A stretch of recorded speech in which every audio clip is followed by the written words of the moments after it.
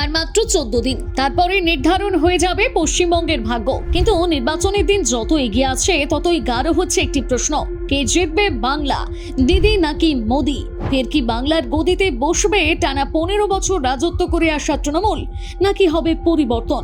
একদিকে তৃণমূল বলছে যতই করো হামলা আবার জিতবে বাংলা, যতই করো হামলা আবার জিতবে বাংলা।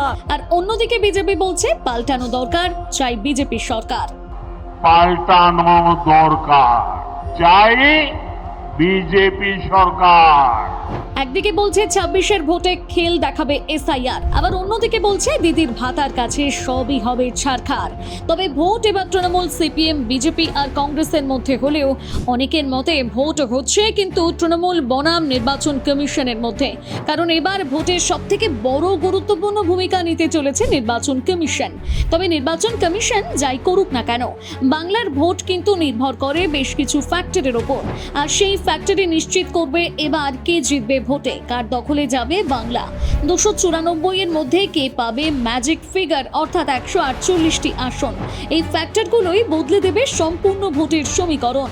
আজ ইন্ডিয়া হুড ডিকোডে আমরা তুলে ধরবো বাংলার বেশ কিছু ফ্যাক্টর যা বদলে দেবে বাংলার ভবিষ্যৎ। তাই ধৈর্য ধরে ভিডিওটি শেষ পর্যন্ত দেখুন, আর দেখার পর অবশ্যই শেয়ার করুন।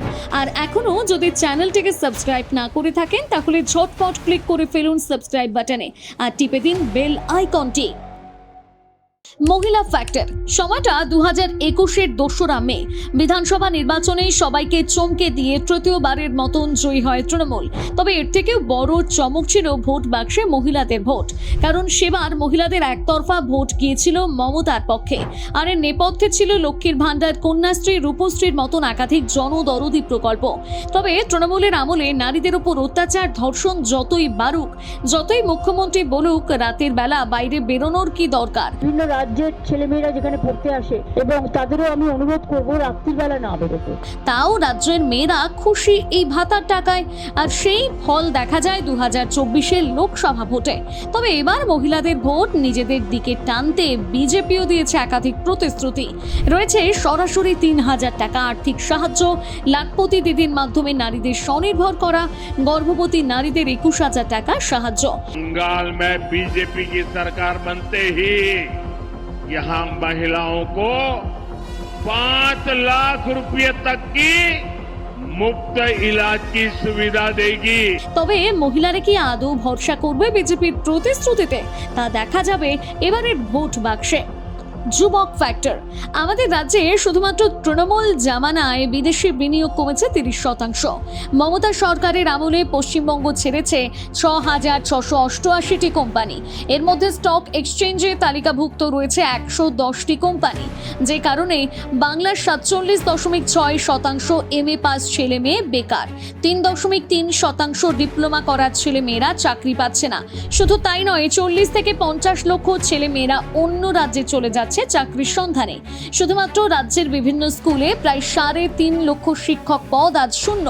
2024 সালে দাঁড়িয়ে রাজ্যের শিক্ষিত বেকারত্বের হার প্রায় 14%, যা দেশের গড় হারের প্রায় দ্বিগুণ। তাই এই বেকারদের ভোট এবার হবে অন্যতম ভোট ফ্যাক্টর।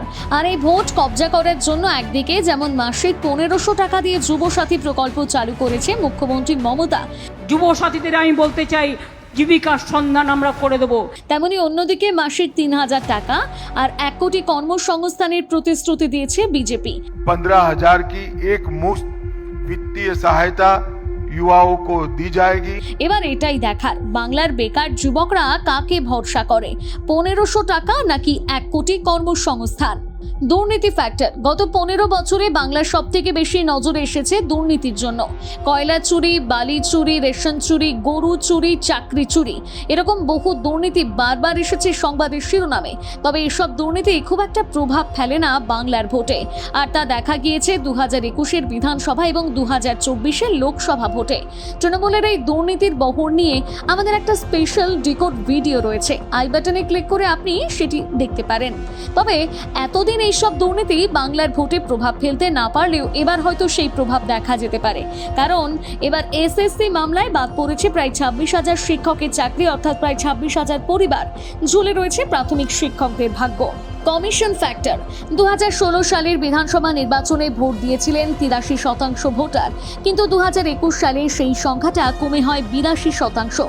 কারণ রিপোর্ট বলছে 2020 সাল থেকে ভারতের মধ্যে ভোটের সময় হিংসার ঘটনা বেড়েই চলেছে বাংলায়, আর সারা দেশের মধ্যে এই ক্ষেত্রে বাংলার অবদান 35%, আর ভোটের সময় মৃত্যুর ঘটনায় বাংলার অবদান 51%।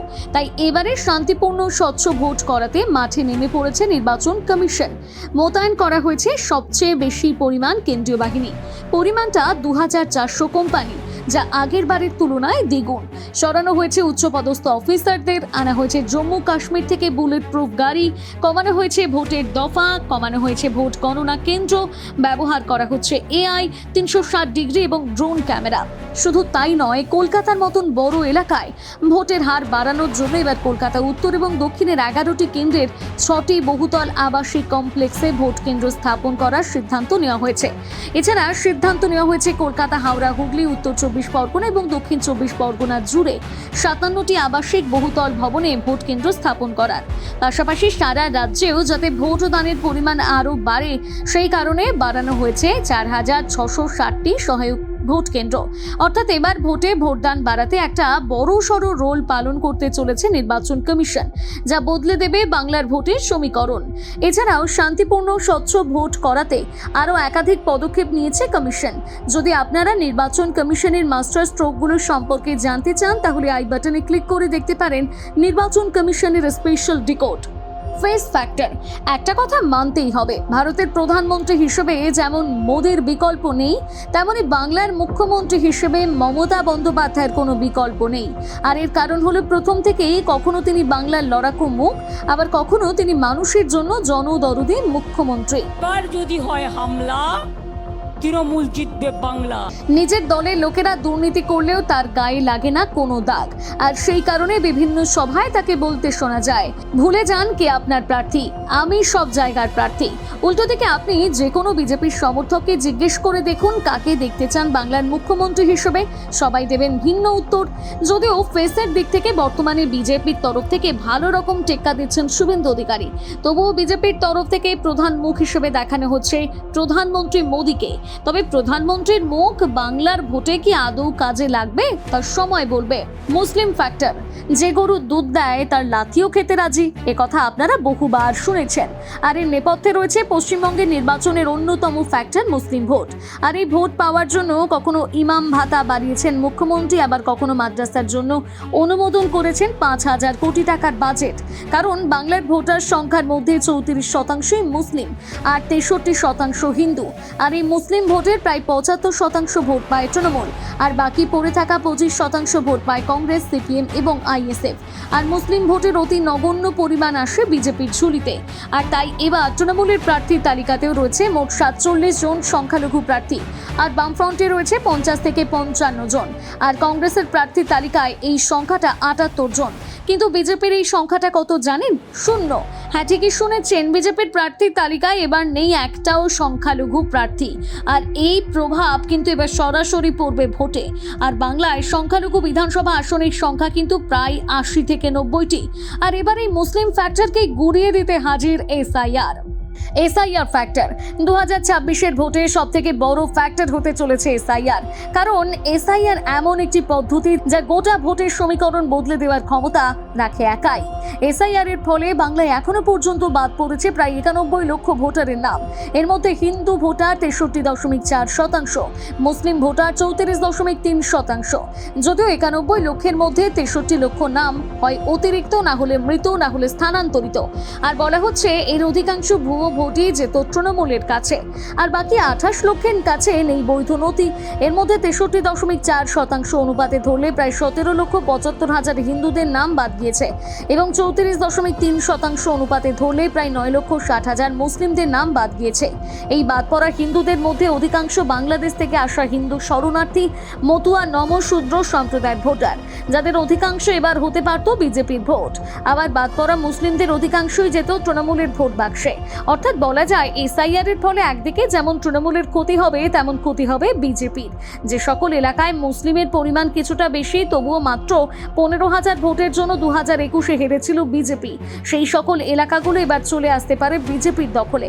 আবার অন্যদিকে যে সকল এলাকাগুলোতে হিন্দুর পরিমাণ বেশি, তবুও মাত্র 15,000 ভোটের জন্য 2021-এ হেরেছিল তৃণমূল, আবার তার মধ্যেও কিছু এলাকা এবার চলে আসতে পারে তৃণমূলের দখলে।